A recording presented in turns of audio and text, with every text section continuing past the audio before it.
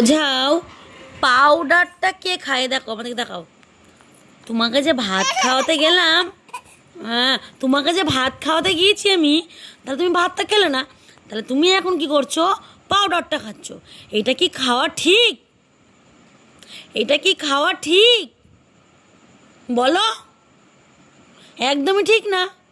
তাহলে তুমি যা পাবা, যা বাবা তুমি মুখের মধ্যে দিবা। কেন? কেন মুখের মধ্যে দিবা তুমি? না, কি হয়েছে? কি কে কে তুমি যাও তাই মুখের মধ্যে দিবা কেন? মুখের মধ্যে কি দিতে হয়? দিতে হয় কি?